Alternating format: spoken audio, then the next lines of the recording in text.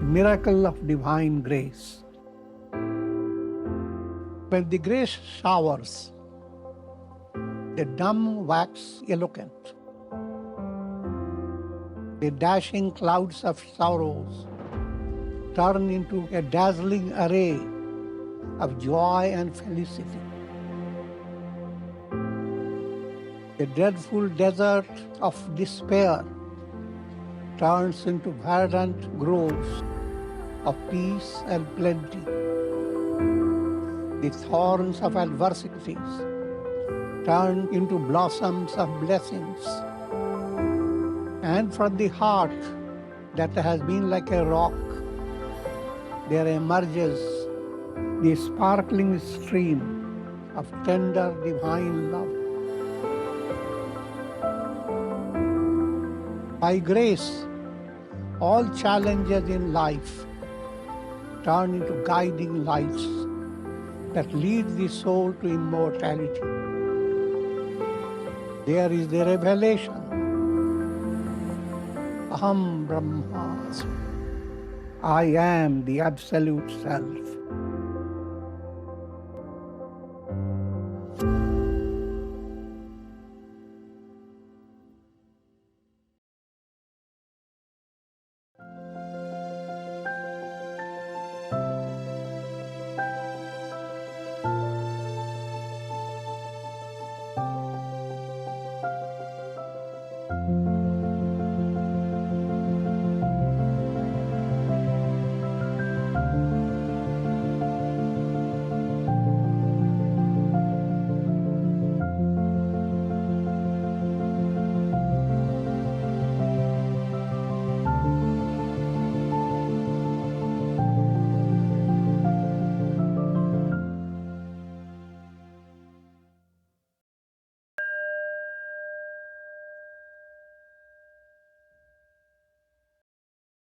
Om Purnamadaha Purnamidam Purnat Purnamudachyate Purnasya Purnamadaya Purnamevavashishyate Om Shanti Shanti Shanti. Om Nilambuja Komalangam Sita Samaropita Vama Bhagam Panau Maha Sayakacharu Chapam Namami Ramam Raghuvanshanatham. Adorations Lord Rama, whose complexion is like a blue lotus, very tender and delightful in appearance. Sita is seated on his left side, carrying powerful bow and arrow in his hands. Shri Ramcharitmanas, the Ramayana, Ayodhya Kanda, and we are dealing with verse number 128 onwards. The context: Shri Rama, Sita Devi and Lakshmana, they have gone into the ashram of Sage Valmiki, and there Rama has requested the sage to locate for him a residence in that forest, where he should spend his time of 14 years. And Sage Valmiki takes this opportunity to give a profound talk on where should Rama reside. He must reside in Mana Mandir, the temple of the mind. But whose mind? That's the question.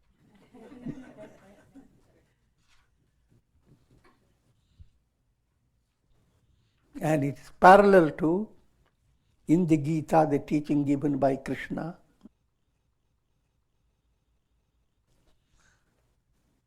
Who is dear to God? Who is dear to me? And Krishna himself describes the very same characteristics which Valmiki describes. and we will see it more. जसु तुम्हारा मानस विमल Hanshin जिह्वा जासु मुकुताहल गुण गण चुनई Ram बसहु हियतासु.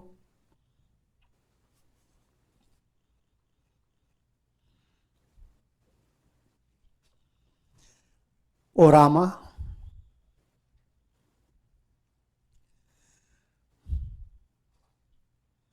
he whose tongue has become a swan,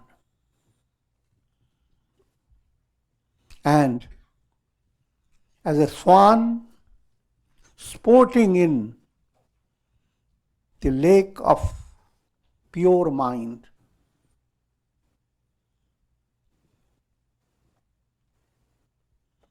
and going after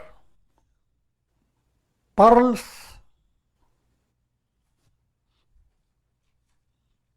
there are certain ocean shells that hold pearls in them according to the storyline. And this mystic swan catches them and for the pearl. So whoever has that type of setting, pure mind, and the tongue has become swan, catching the pearls of wisdom, in that mind, may you, in that person's mind, may you abide.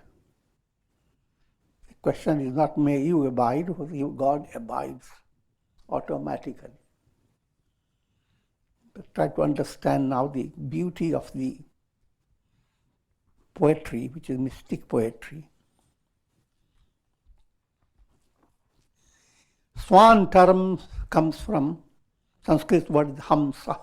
Hamsa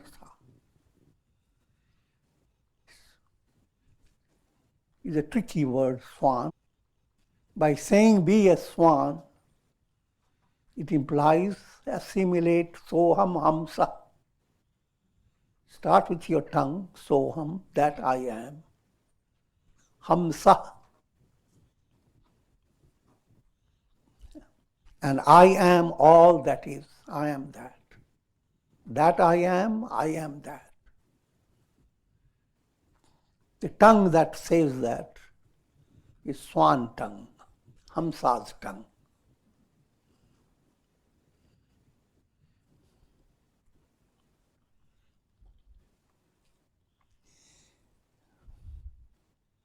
And consider your mind has become a swan. And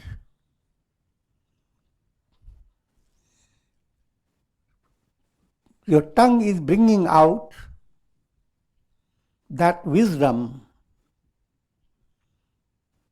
where your soul realizes I am that.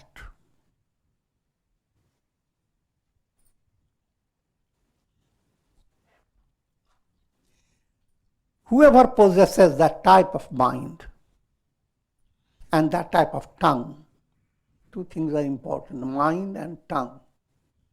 You have simply mind and you keep it to yourself. You can't be of service to people.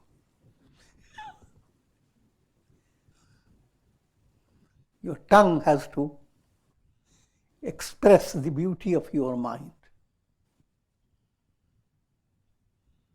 And what that would imply, that while you enjoy internal state of resting in God, internal state known as Sthita Prajna, inwardly, intrinsically, Aham Brahmasmi. While you go through that process, let your personality radiate, inspire people around you.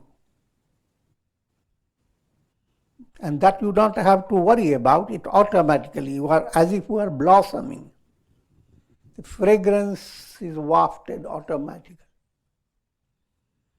So, Your being an inspirer for others should not be under stress. What can I do? So many people. What type of, how can I serve them? In practical way, if you do that, that's okay, as long as you do it under the umbrella of surrender to God. Let God's will be done. So internally there must be a state of sahaj, spontaneity, not stress.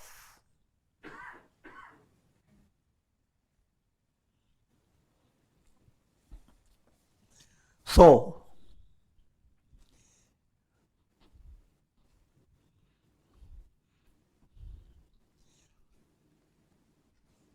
if one has developed that type of quality, an inward revelation, aham brahmasmi, and while internal movement, radiating the aroma of that knowledge, enabling people to be spiritually inspired in every stage. That's the purpose of sages and saints, and the purpose of avatara, and the purpose of every human being. Depending upon where you are, to whatever level you rise, a wave, to whatever level it rises, it lifts up many waves along with it. It doesn't say to the look, I did so much work hard to do it, and you are all coming together. I'm joking. The idea, you cannot hold that. Anyone who progresses in a spiritual way is more delighted to see his example pursued by others. So delighted that he wants to see someone who can excel him.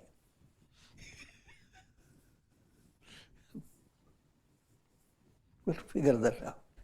It's a statement of humility.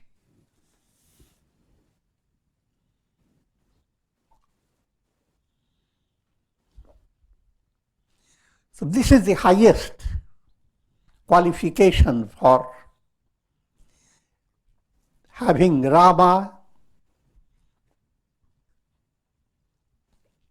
abiding in the mind forever. Prabhu prasada suchi subhag suvasa sadara jasulahai nitanasa तुम्हि निवेदित भोजन करहीं प्रभु प्रसाद पट Bhushan धरहीं.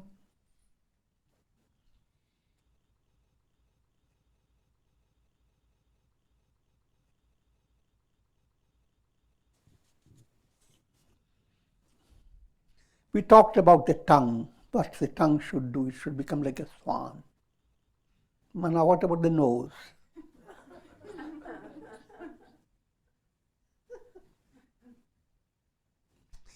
He whose nose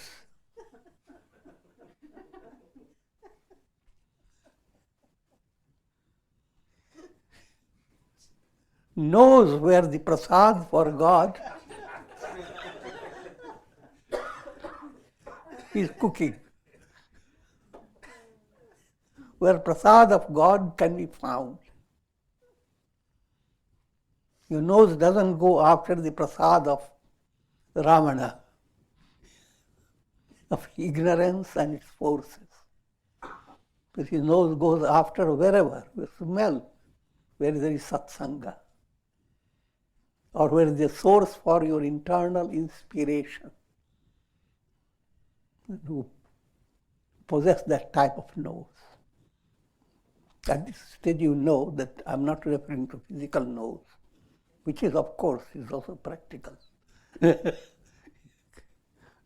Lot of pranayama exercises start with your nose. But what the nose here we are talking about is role of vasana, subtle desires in your subconscious come into your conscious level, even at that stage, there is a special awareness. If a subtle desire is rising, and a special awareness, like something is cooking and you begin to smell what's cooking, especially it is onion and garlic, as well as things done with rose syrup, sugandh or durgandh, fragrance or foul smell. Both are based on vasana, but one is based on shubha vasana, purified, and the other one is based on impure vasana.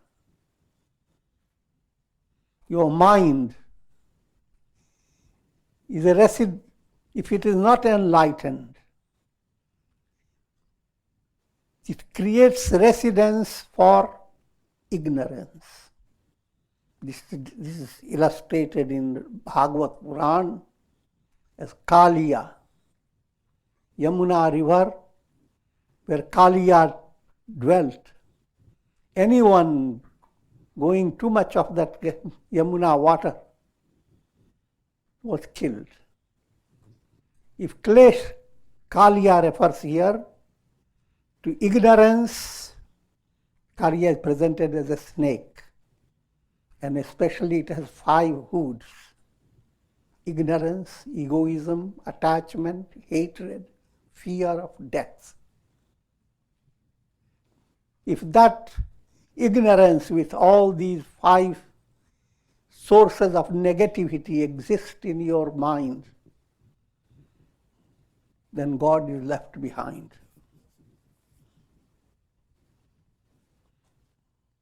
God is always there, but you cannot have darshan of God. Sun is always there, but the dark clouds have veiled the sun. But when the ignorance and all these egoism, etc., move away from the mind, or any process that allows your mind to be purified, then you are possessing a nirmal mind, nirmal chitta. Your mind and chitta are synonymous in this context.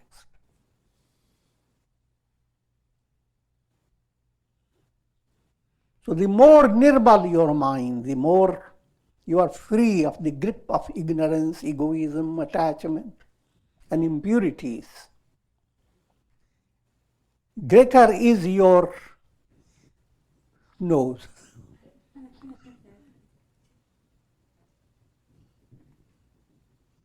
You begin to smell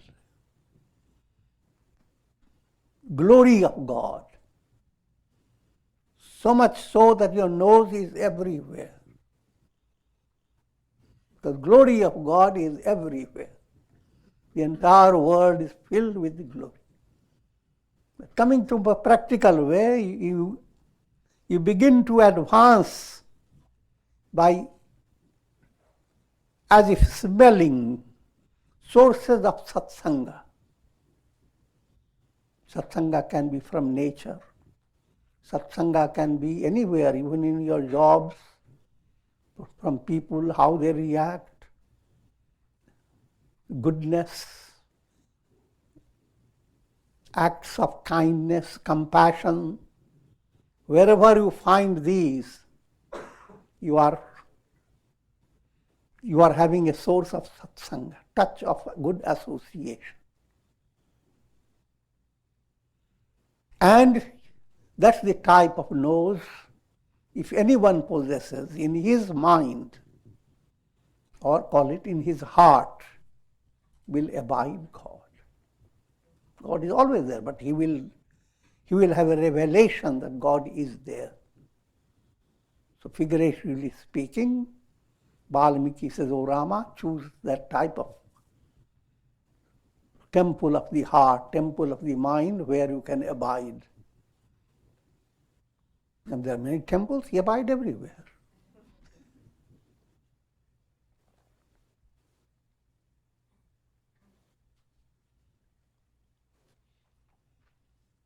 And those who offer their food to you, and having offered, the food becomes prasad. So they always, everything that you eat, again this is allegorical, everything that you enjoy is prasad of God. Figure that out, how powerful statement is. The moment you begin to enjoy a bare fruit or grapefruit, remember, is a prasad. Even while you are enjoying it, mentally offer it through your own tongue. Oh, tongue, lead this to God. I'm talking in a very advanced way, but from practical point of view, have a little patience. First, offer your prayers and ritual act of offering a portion of the food, very little, we're not losing much.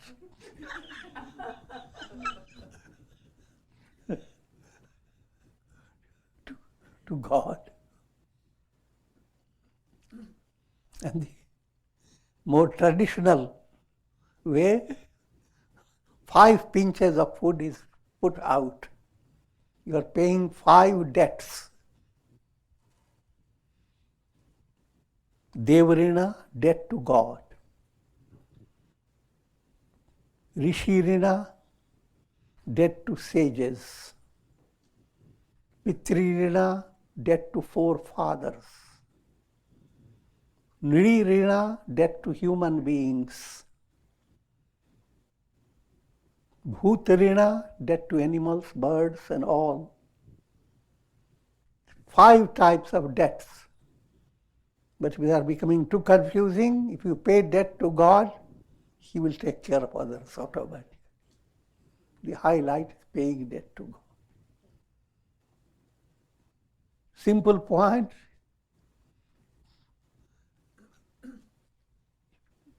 You may always use your mental bhavana feeling even before you take something.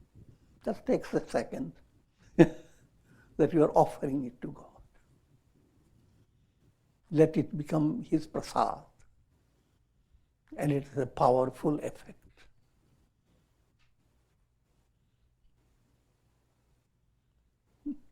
But not only food, but the clothes you are wearing. Recite some mantras, do some prayers, short prayers, and then bless the cloth and then wear it. That also has become touched by God's prasad. Go further. View your whole body as a dress for your soul.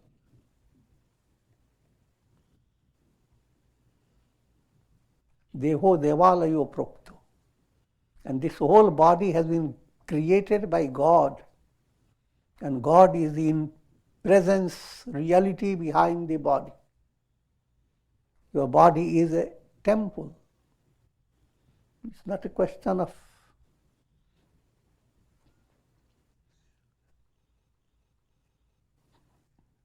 exaggerated statement.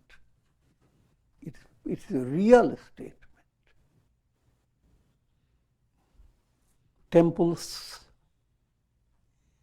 built on the basis of rocks and stones and bricks and cement and all that doesn't really compare the body temple that is all with living cells. None of the body of yours belongs to your ego. The entire body is in divine hands. It is a temple of all temples. but it requires your mind to have that type of nirmal state. The more clarity comes in your mind, the more you realize that body is Devalaya. Deho Devalayo Prokta. Jivo Deva Sada Shiva. And where will you find Sada Shiva, God? Your very soul. You are not understanding your soul because you are identified with your ego. You are holding a monkey on your neck, and then you're looking in the mirror, you don't know which one is me.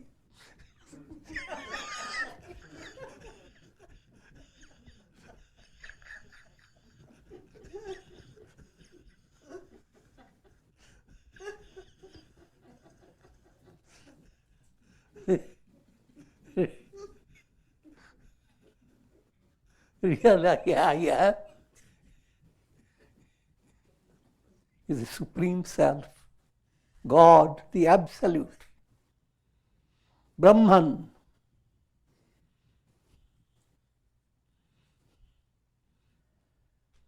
So, you can see how just matter of eating food, putting clothes, and behind that there is a tremendous divine hand. And the mind should build up that type of association. Spiritual practices doesn't demand that you have to be in a particular location. But once the spiritual practice goes on whole day, any moment, day and night,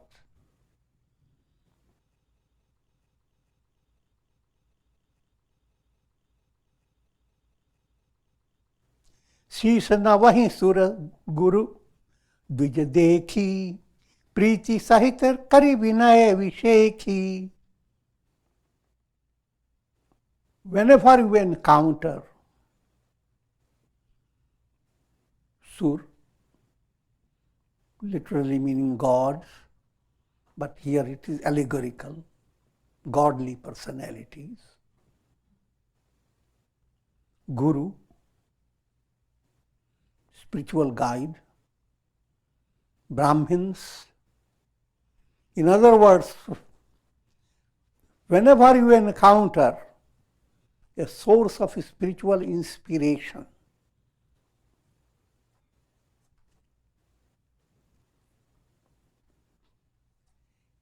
bow down to that personality, bow down to that channel, and offer prayers with profound love.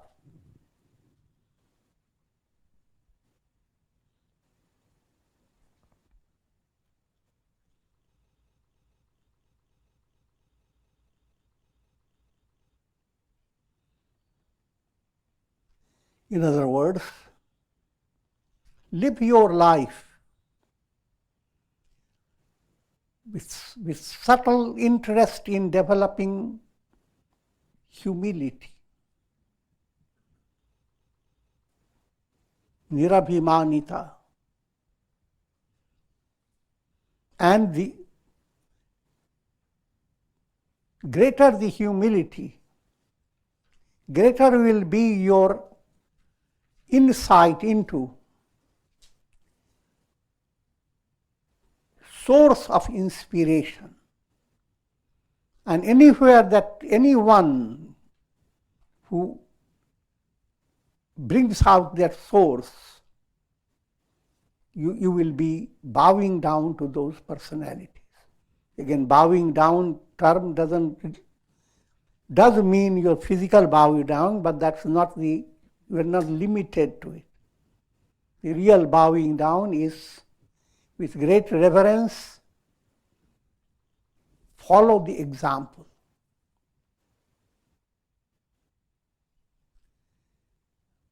Giving you deeper meaning.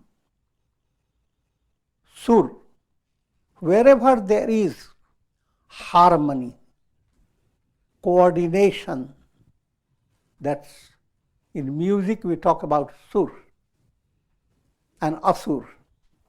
If you are in good accord, you are in sur. If you are in disharmony, you are asur. That any association that puts your life in harmony, thought, word, and deed, it inspires you. It doesn't make you harmonious in a moment, but inspires you to follow that path. When you find the touch of that, bow down. Bow down may not necessarily mean your head has to be down. No, even you can keep your head up. But you hardly understand how fortunate you are to be breathing in the atmosphere of enlightenment, atmosphere of satsanga. If that type of attitude develops, the whole world becomes a source of satsanga. Even birds and animals inspire you. Blossoming flowers inspire you. Breeze, the rays of the sun, and everything in the nature can become a source of great inspiration because God permeates all. And whoever does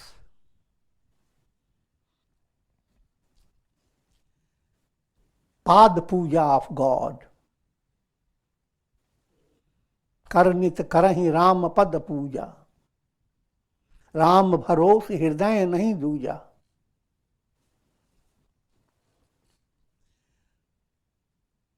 Worshipping the feet, again, you can take it literally and perfectly in order and follow the Pada Puja according to tradition. But you have to understand broader. If you stay only in a ritual level, then you are in a kindergarten. Higher level, wherever you find the footprints of divine personalities, but don't look for footprints in sands. Footprints mean wherever. If a flower is giving you the idea of how to be detached, there is a footprint of God. A bird soars, footprint of God.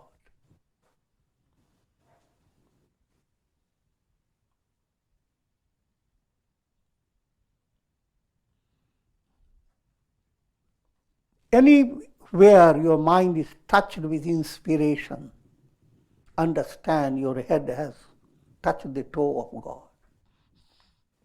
Gently, graciously.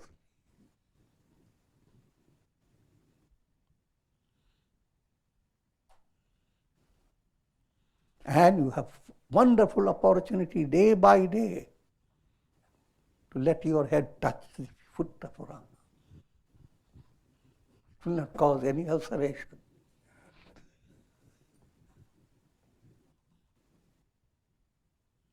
Ram bharosh hriday nahi duja. And in the heart, there is faith and trust. Faith is Shraddha.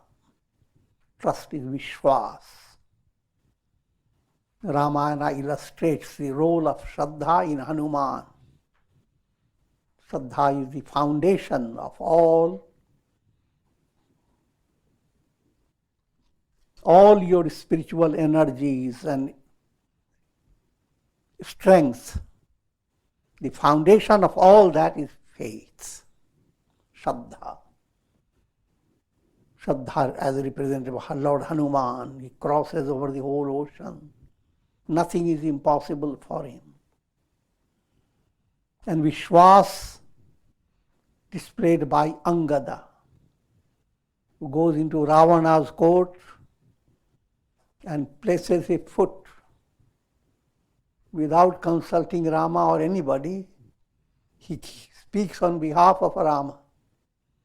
That if any one of you could shake my foot,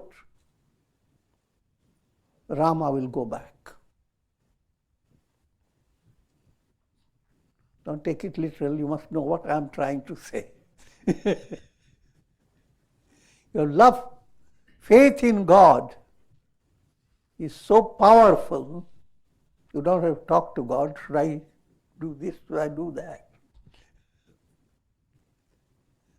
Once the faith is there, healthy faith, then you have absolutely no contradiction in your mind that victory is yours. If your foot is directed towards the right path, no one can shake it. That type of strength is potential in everyone, Shraddha and Vishwas.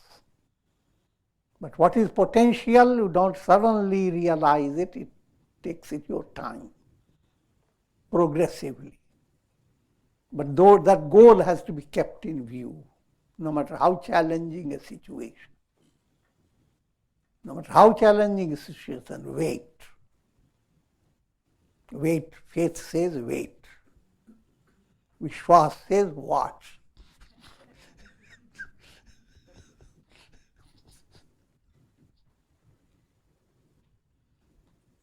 And then your heart says wonder. Wait, watch and wonder. WWW. O Rama, dwell in the temple of the heart of one who has that type of faith and profound trust. The trust that there is no one other than you as the reality behind all that exists. Rama bharosh hridaya nahi duja. Non-duality. Rama alone is.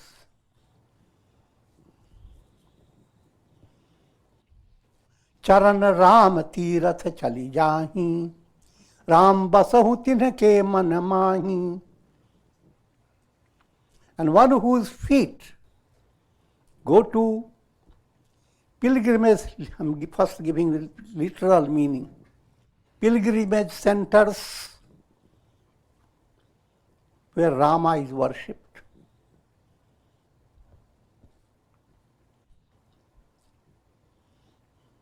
He who does so, O Rama, abide in his mind. Higher understanding. He who views his whole body as temple of God. And every step he takes, the world is nothing but the temple of the divine self.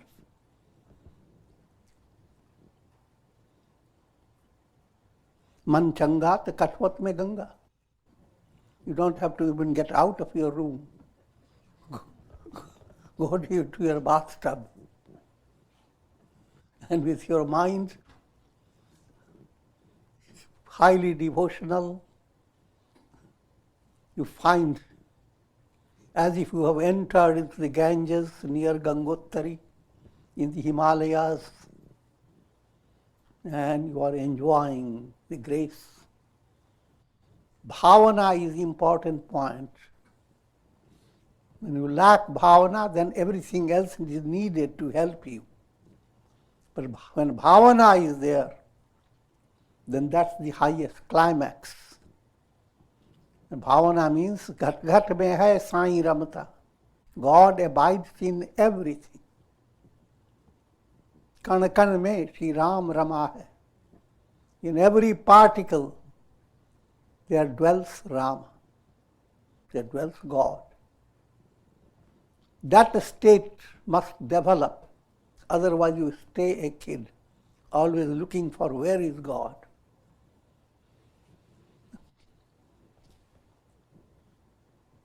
This doesn't in any way belittles the importance of pilgrimage centers.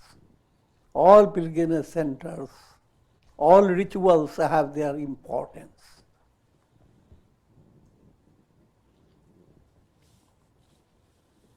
But ultimately, the whole world must be recognized as God's expression.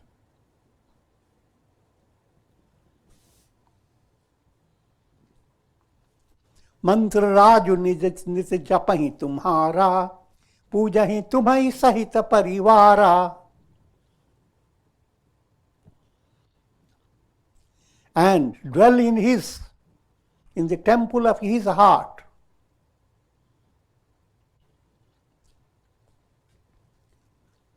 Who is constantly reciting your name, the king of all mantras, and worshipping you, not just you, but all your family, Ram, Lakshmana, Bharata, and so forth. You can take it literally, but then you get into confusion. When we start studying Bhagavad Puran, the same statement comes, whoever worships Krishna, he is the Mantra Raj. Study Ganesha, Ganesha is Mantra Raj.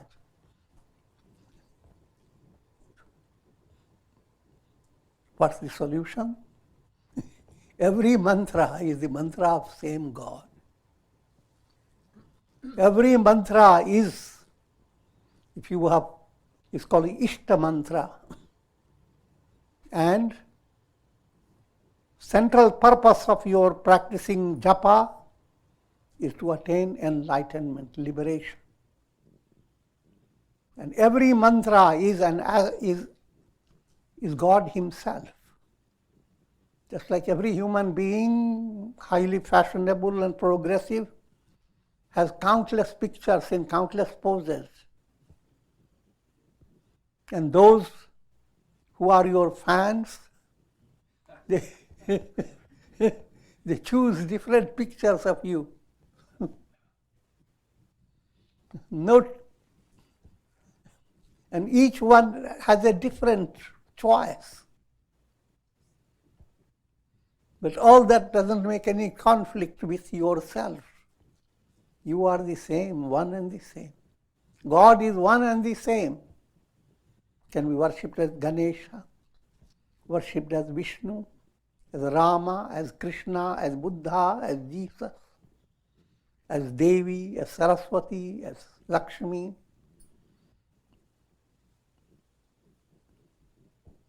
So no matter what Ishta mantra you have, you are worshipping the God. So while doing your Ishta mantra, do not get stressed that I have worshipped so much of Ganesha, what happened to his father?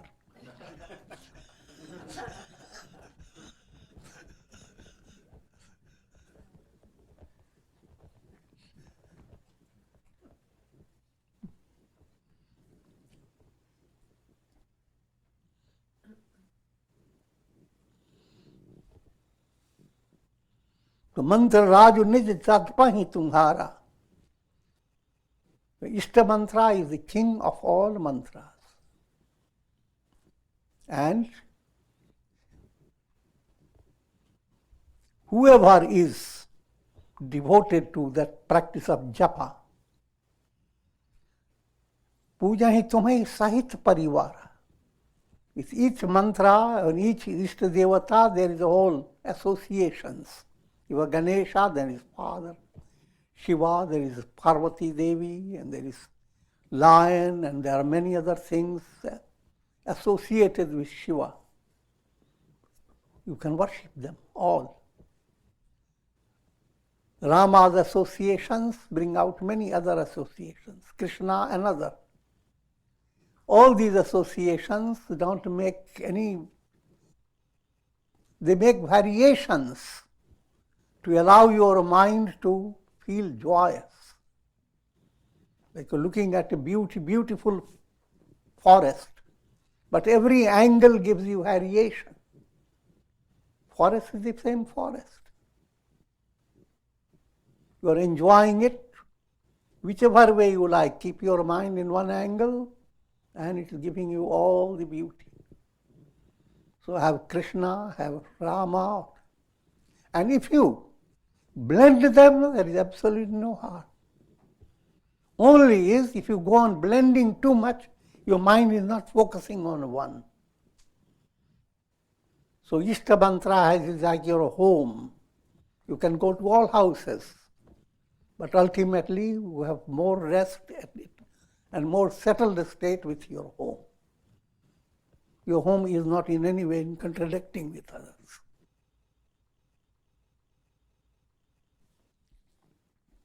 Another point to understand, when you are doing your mantra japa without that deep understanding, then japa gives you benefit which is lesser. Mantras go on giving you, promoting good karmas, and good karmas pave the way to heavenly enjoyment. So mantras will lead you to remove your obstacles, move towards prosperity, fulfillment of your desires. But when your mantra switches a light in your heart, that it is referring to the absolute, one absolute behind all. Now mantra chaitanya is awakened. Now a movement comes to wake you up. It's not a mantra wakes up, you have to wake up. And mantra gets that potency.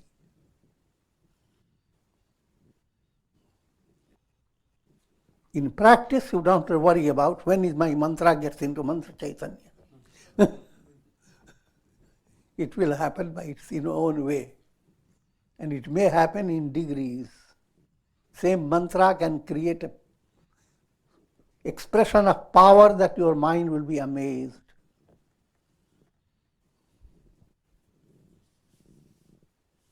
So those people who are becoming accustomed to these practices, japa, mantra japa, visiting pilgrimage centers or considering every spot as pilgrimage center, may you abide in the temple of his heart. Tarpana hom karahi vidhinana, viprajamai dehi bahudana. And those who are doing various types of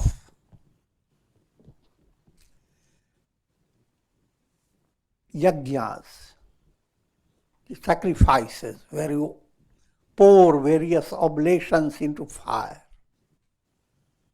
But that's a ritualistic way, which has its own purpose. Higher meaning,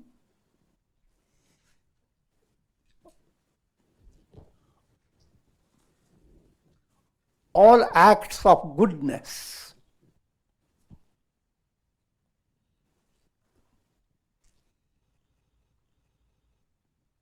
they are a form of pouring oblation into the fire of divine presence.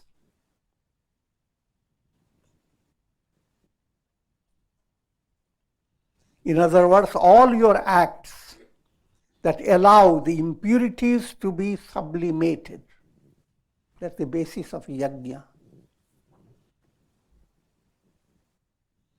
And jnana yajna is one of the most effective ones, very powerful.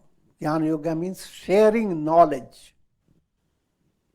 Even though you may not have all the knowledge, but the moment you develop that type of joy in sharing knowledge, you go on enriching yourself and you go on sharing. And sharing knowledge goes beyond your project of sharing it. If you are being enriched by knowledge, spiritual knowledge, it's like a flower that is blossoming. A blossom doesn't have to plan, where can I advertise my fragrance? It touches the heart of people. People are becoming inspired automatically. It's a psychological effect on the minds of others in a profound way. Your ugliness has effect psychologically. Your goodness has effect psychologically.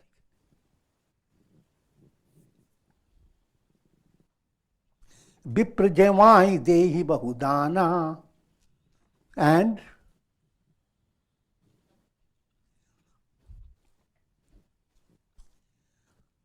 having offered food to Brahmins,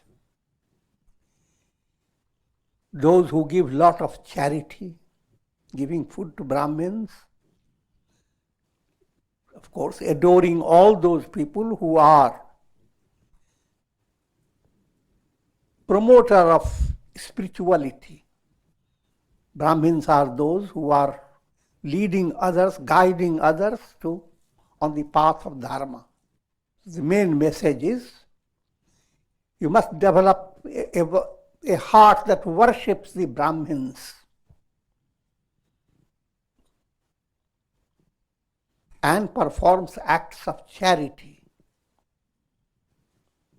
Wherever we talk about dan, dham, daya, take one name, dan, other two are involved in it.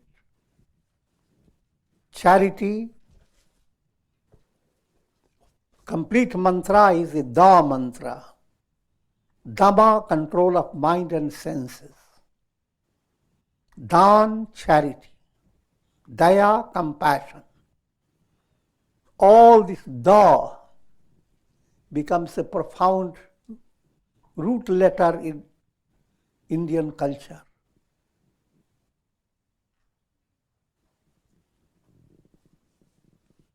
And the very word darshan starts with da. Da asan. When you start chewing up dhamma, daya, dan, asan is to eat. And when you are in that stage, you are having darshan of God. Otherwise, you will have darshan of God as a story. That once upon a time, God appeared before me.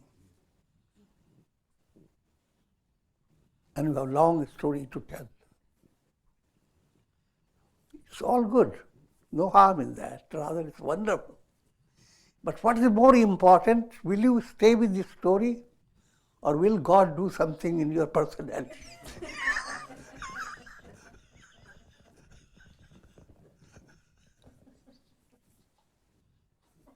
Let dham, daya, dan express. If it is expressing, even if you say I didn't have darshan, you have darshan.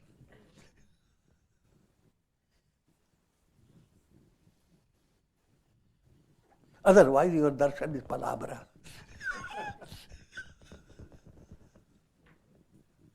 And with this, I will conclude. Om Trayambakam Yajamahe Sugandhim Pushti Vardhanam Urvarukuma Bandhanan Mrityor Mukshiyama Mritat Sarve Bhavantu Sukhina Sarve Santu Niramaya Sarve Bhadrani Pashyantu Ma Kashchid Dukha Bhag Bhave Asato Ma Sadgamaya Tamso Ma Jyotirgamaya Mrityor Ma Mritam Gamaya Om Purnamadaha Purnamidam Purnat Purnamudachyate Purnasya Purnamadaya Purnamevavashishyate Om Shanti Shanti Shanti.